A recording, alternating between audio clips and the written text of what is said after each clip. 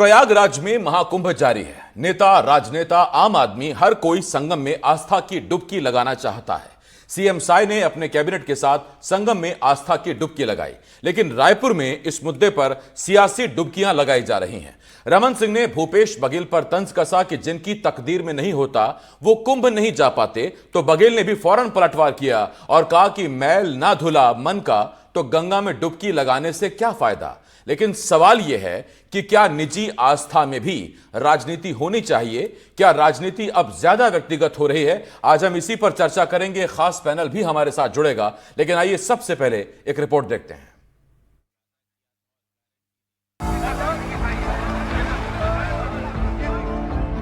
सनातन के सबसे बड़े पर्व प्रयागराज महाकुंभ में पूरी देश दुनिया आस्था की डुबकी लगा रही है।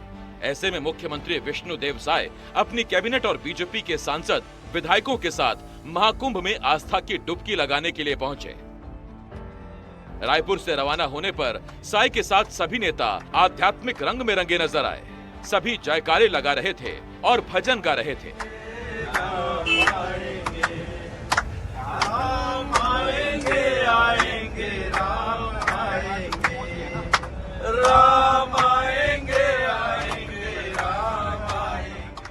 सीएम साय ने एक्स पर तस्वीरें पोस्ट करते हुए लिखा, चलत विमान कोलाहल होई, जय रघुबीर कहि सब कोई। इसके साथ ही सीएम साय अपने काफिले के साथ कुंभ के लिए रवाना हुए। प्रयागराज पहुंचकर सीएम साय बोट के जरिए संगम में पहुंचे और सीएम साय ने त्रिवेणी संगम में स्नान किया। उन्होंने पूरे प्रदेशवासियों की सुख समृद्धि और खुशहाली की कामना की। स्नान के बाद मुख्यमंत्री विष्णुदेव साय ने पत्नी के साथ विधि विधान से मां गंगा की पूजा अर्चना भी की। प्रयागराज की पवित्र भूमि में आए हैं और यहाँ पर त्रिवेणी संगम में स्नान किए हैं और हमारे प्रदेश के आदरणीय गवर्नर साहब श्री रमन रेखा जी, हमारे स्पीकर साहब आदरणीय डॉक्टर रमन सिंह जी और हमारे संगठन के लोग सभी एक साथ मिलकर 166 लोग हम लोग यहाँ पर आए हैं। जहां एक तरफ बीजेपी कुंभ में आस्था की डुबकी लगा रही थी, तो वहीं दूसरी तरफ कांग्रेस ने बीजेपी पर निशाना साधा। बघेल ने इसे वोट बैंक की राजनीति बता दिया। महाकुंभ में आपका उद्देश्य अपने आप को प्रचारित करना था, है ना। वहाँ कैबिनेट की बैठक कर रहे हैं, 12 बार दौरा कर रहे हैं, तो व्यवस्था बिगड़ेगी क्योंकि आप अपने प्रोजेक्ट कर रहे हैं। शासन का काम यह है कि आपको व्यवस्था बनाना है श्रद्धालुओं के लिए, दर्शनार्थियों के लिए, जो यात्री हैं उनके लिए, जो व्यवसायी हैं, जो वहाँ सब सामान दुकान लगाते हैं, उनकी व्यवस्था करना है, अपने आप को प्रचारित करना है। पूर्व सीएम भूपेश बघेल यही नहीं रुके। उन्होंने रमन सिंह के उस बयान पर निशाना भी साधा जब रमन सिंह ने कहा कुंभ आना सबके नसीब में। कहा जिसके तकदीर में होता है वही 144 साल बाद के कुंभ में स्नान करता है। जिसके तकदीर में नहीं है उसको डॉक्टर रमन नहीं लिख सकता, ये तो ऊपर वाला लिखता है। तो जो तकदीर जिसका है वो पहुंच जा रहे हैं, जिनके तकदीर में नहीं है वो यही खारून में नहा ले तो भी चलेगा। और हम लोग जाते ही रहते हैं कि वहाँ दर्शन। अभी चुनाव समय गए, बनारस में बढ़िया नौका विहार भी किए, गंगा आरती भी किए, अनेक बार हरिद्वार जाने का मौका मिला, गंगा आरती में शामिल हुए। तो इस प्रकार से हमारी विविधताएं हैं और उसका लाभ हम सब लोग लेते रहते हैं। लेकिन जब गंगा मैया बुलाएगी हम लोग चले जाएंगे, उसमें क्या है। और सबसे बड़ी बात यह है कि अभी जो गए हैं, जिन्होंने ये कहा किसी किस्मत में नहीं है, मतलब मैल अभी तक धुला नहीं है। गंगा नहाने जा रहे हो और मैल नहीं धुला मन का, तो फिर गंगा नहाने का फायदा क्या। फिलहाल साय कैबिनेट समेत तमाम नेता अभी आस्था की धरती पर आध्यात्मिक रंग में रमे हुए हैं। पूजा पाठ में सभी व्यस्त हैं। वहीं आस्था की डुबकी पर शुरू हुई सियासत क्या रंग लेती है, ये देखना होगा। एनडीटीवी के लिए रायपुर से जुल्फिकार अली की रिपोर्ट।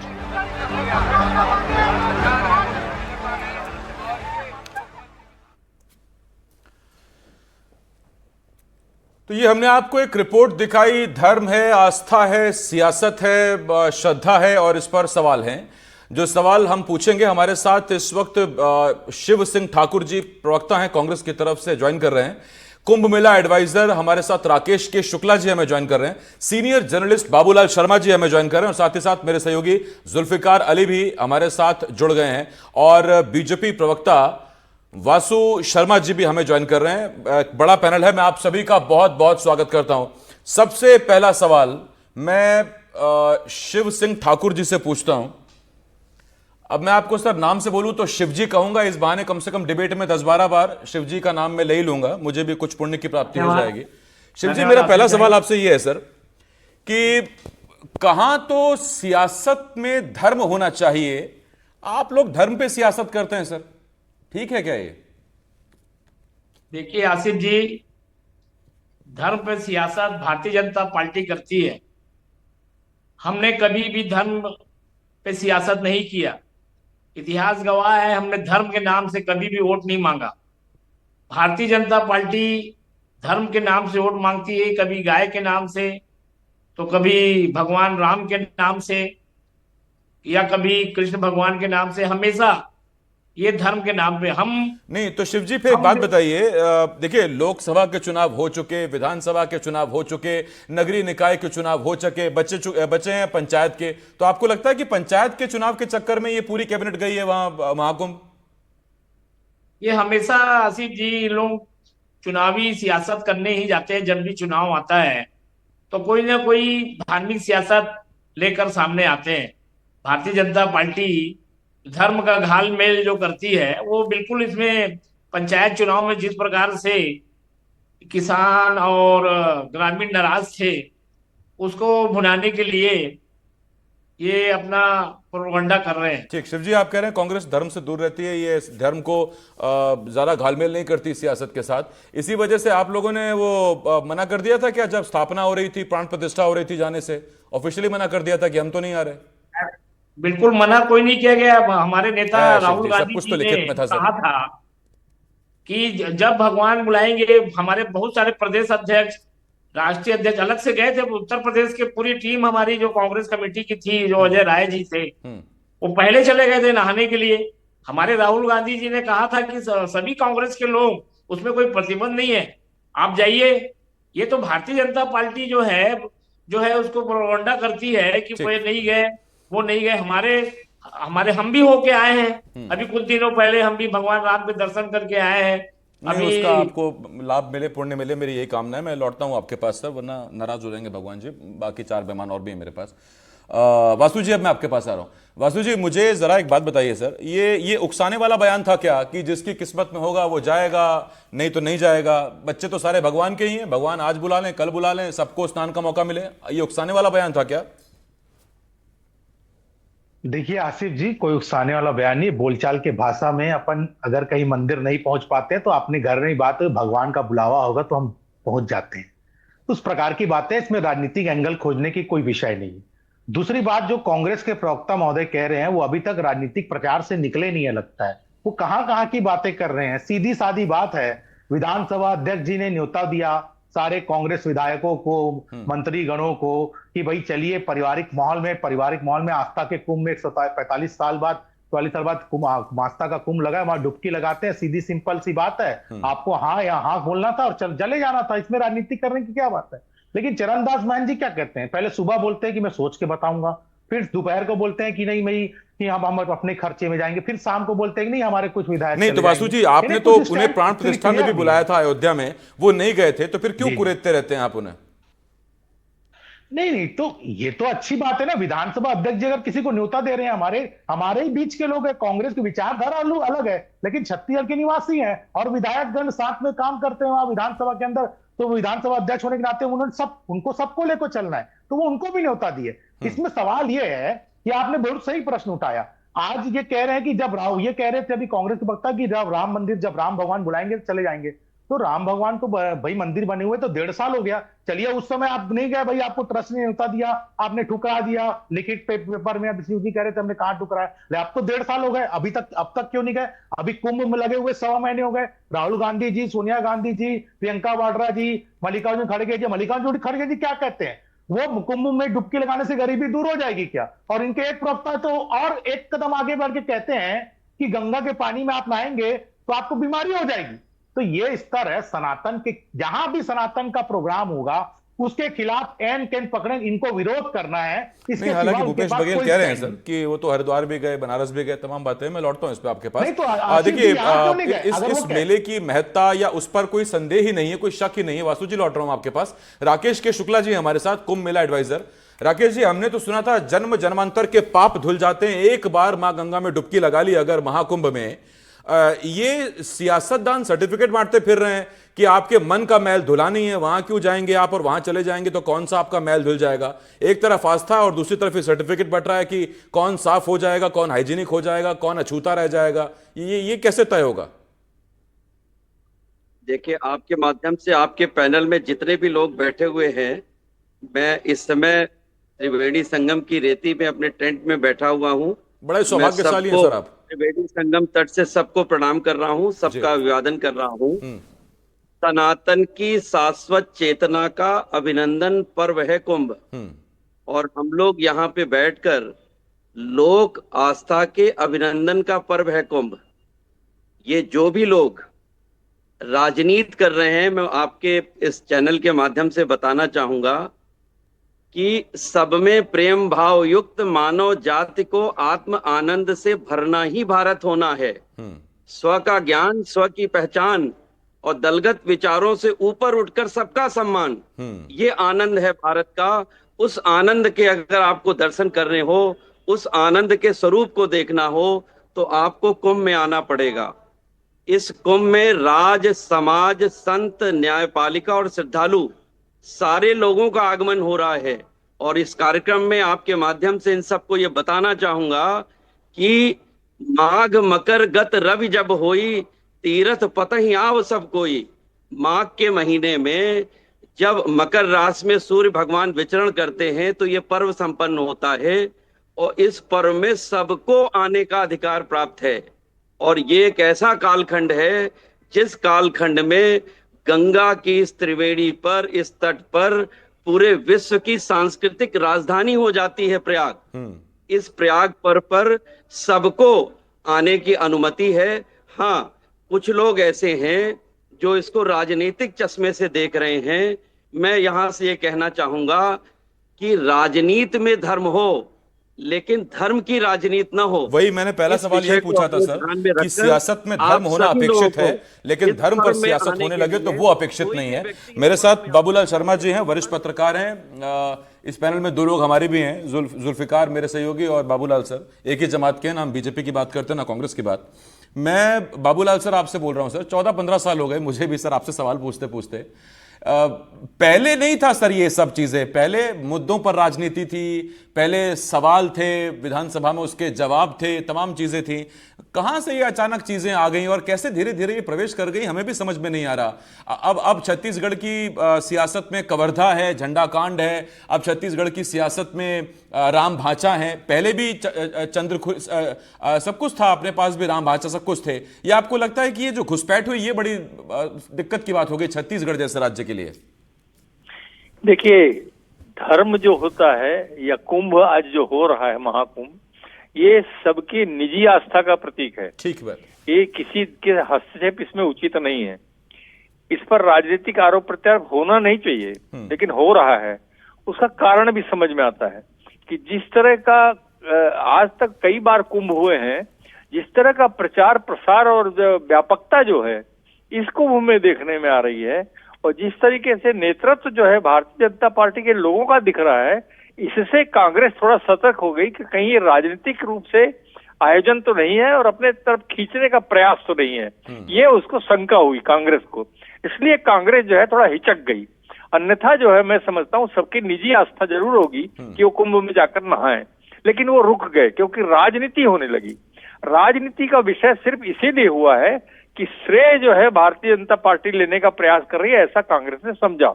और यूपी के मुख्यमंत्री ने जिस तरीके से जो अग्रणी भूमिका निभाई, बार बार अखबारों में और टीवी चैनलों में वो सब चीजें दिखी, और भगवा का जो असर दिखा, सनातन धर्म की बातें की गई, उससे जो है कहीं न कहीं कांग्रेस को ये आभास हुआ कि ये इसी की आड़ में जो है भारतीय जनता पार्टी जो है राजनीति करने का प्रयास कर रही है।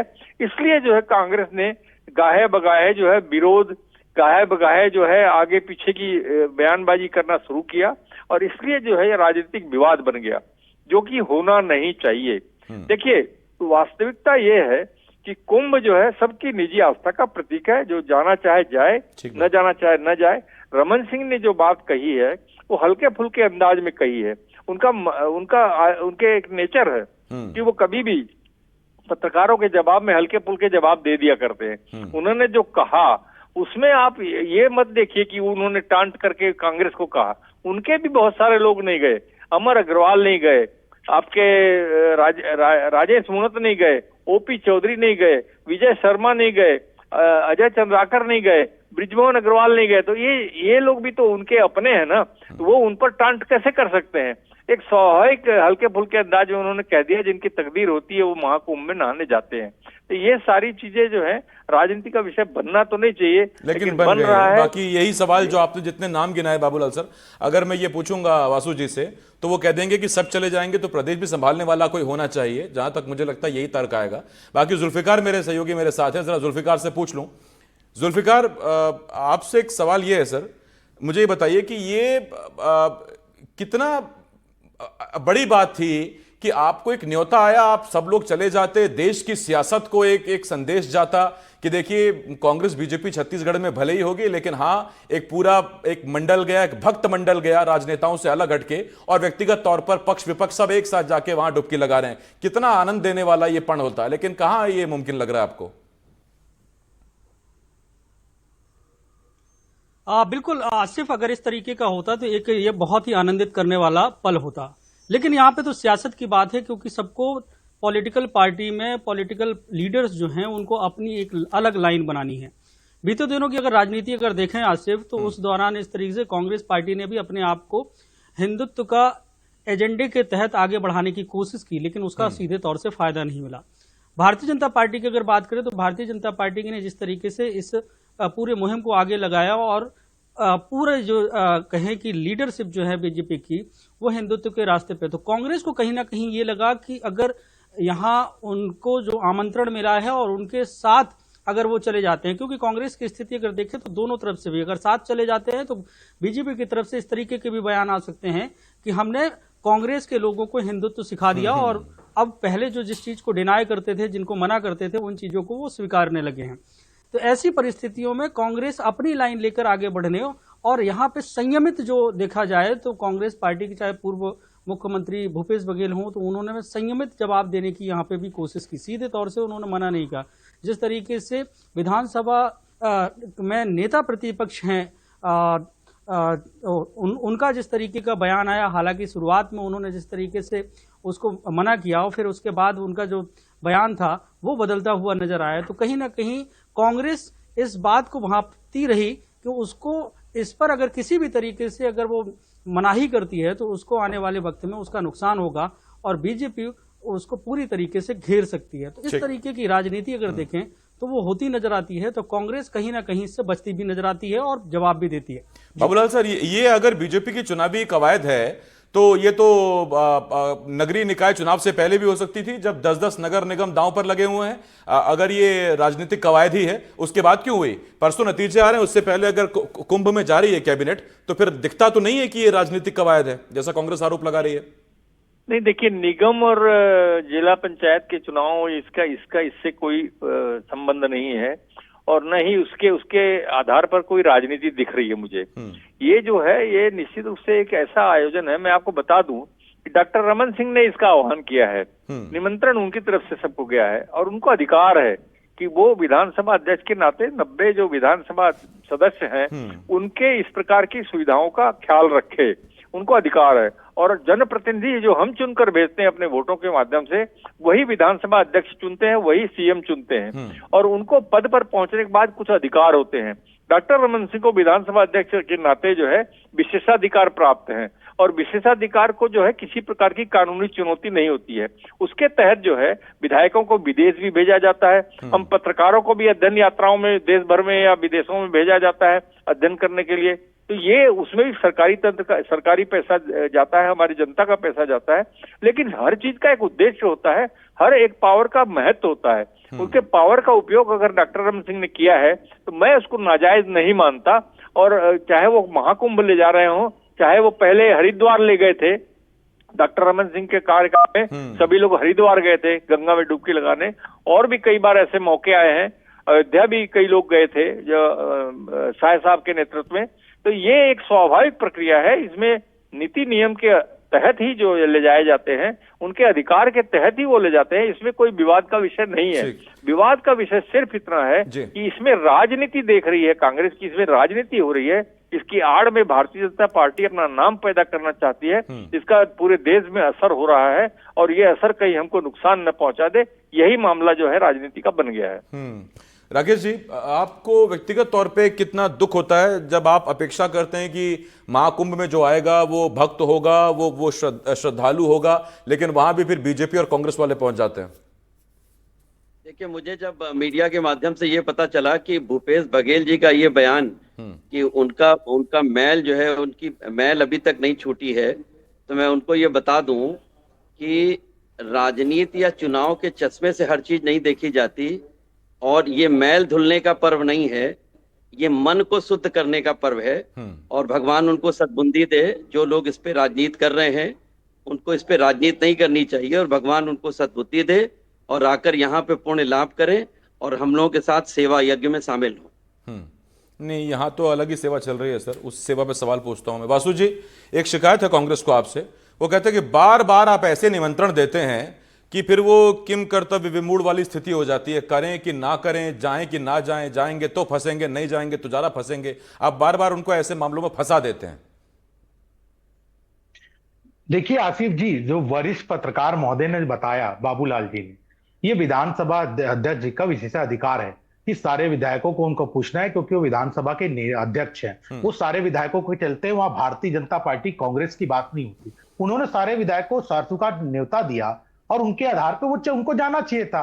लेकिन कांग्रेस में दिक्कत ये है, ये सनातन का चोला तो ओढ़ते हैं और ये हम पे आरोप लगते हैं चुनाव के टाइम में हम नहीं, चुनाव के टाइम में आप सनातन का चोला ओढ़ते हैं। जैसे राहुल गांधी घूमते हैं ना शर्ट के ऊपर जनेऊ पहन के, तो केवल वही दिखाने के लिए सनातन को मानते हैं। लेकिन सनातन के जहां जहां भी कार्य होता है उसमें अड़ंगा डालने का काम कांग्रेस पार्टी करती है। ना तो उनके नेता उस जगह पे दिखाई देते हैं जो शीर्ष नेता है, ना वो राम मंदिर में दिखाई दिए, ना कुंभ में दिखाई दिए, और सनातन को जो गाली नहीं वासु जी, ये भी ठीक है। अब वो अगर राहुल गांधी अगर हिमालय से आ जाएं तो फिर आप कहते हैं कि ये तो डिजाइनर हिंदू हैं, ये दिखावे के हिंदू हैं। मतलब वो दिखे तो आपको दिक्कत, ना दिखे तो आपको दिक्कत?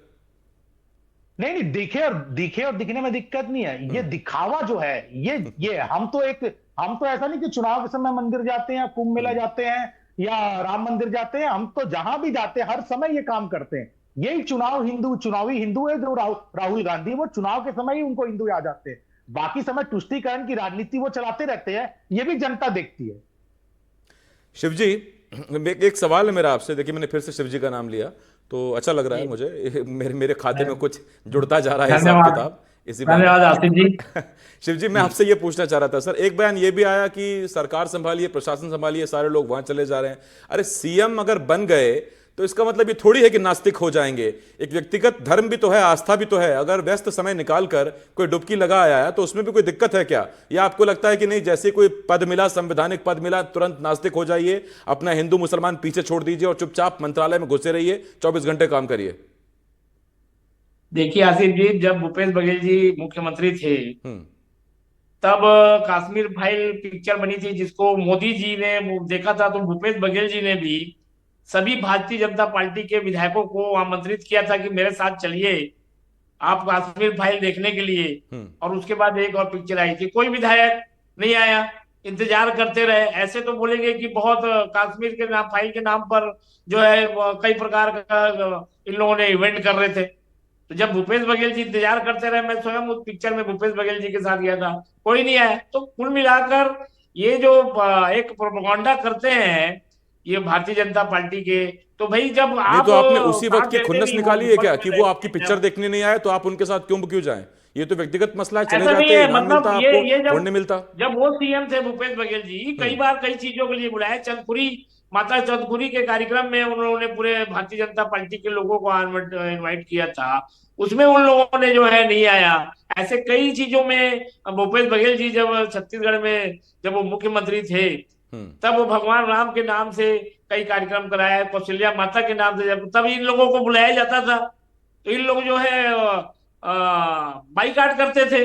तो आज ये कैसे उम्मीद करते हैं कि भाई हमारे से जब पहले जब वो भगवान राम के नाम से, अरे तो आपकी पार्टी सर 100 साल वोट पुरानी करते है, थे। आप कम से कम पहल कर देते, बड़ा भैया थोड़ा झुक जाता है, क्या दिक्कत है उसमें? आप लोग नहीं आते, वो भी नहीं आते। जुल्फिकार, इसका मतलब सियासत छुआछूत में अभी भी घिरी हुई है, अपने अपने राम है, अपना अपना कुंभ। बिल्कुल आसिफ, क्योंकि राजनीति जिस तरीके से हो रही है, तो जैसा कि आपने बिल्कुल सही कहा कि सियासत जो है ना अपने अपने में फंसी हुई है। उसमें भारतीय जनता पार्टी हो या कांग्रेस, दोनों के तरीके से अगर देखें तो किसी भी भगवान को वो अपने तरीके से लेते हैं। तो यहाँ पे भारतीय जनता पार्टी भी अपने आप को भगवान राम का सबसे बड़ा जो है भक्त बताती है। तो वहीं अगर देखें तो कांग्रेस अपने आप को उससे पीछे नहीं पाती। इसी तरीके की आपने दिल्ली में भी राजनीति देखी होगी कि जैसा कि अरविंद केजरीवाल थे, उन्होंने अपने आप को हनुमान भक्त बता दिया। तो मतलब सभी पॉलिटिकल पार्टियों को ये लगता है कि अपने अपने इष्ट, जैसे जैसे अपना चुनावी चिन्ह वैसे ही अपने अपने इष्ट, कोई किसी को कैसे बताए, कोई किसी को कैसे। और अगर आस्था का सर्टिफिकेट देना या आस्था किसकी ज्यादा शुद्ध है, इसका अगर चुनाव के नतीजे हैं तो फिर नतीजे तो हमारे सामने हैं ही, फिर चाहे वो रायपुर हो या नई दिल्ली। मैं बहुत धन्यवाद करता हूं आप सभी का। बाबूलाल साहब, सबसे पहले आपका शुक्रिया। राकेश जी बहुत धन्यवाद, वासु जी, शिव जी और जुल्फिकार आपका बहुत शुक्रिया हमारे साथ जुड़ने के लिए। छोटे से ब्रेक के लिए रुकना होगा। एनडीटीवी मध्य प्रदेश छत्तीसगढ़ पर खबरों का सिलसिला लगातार जारी है, आप बने रहिए हमारे साथ।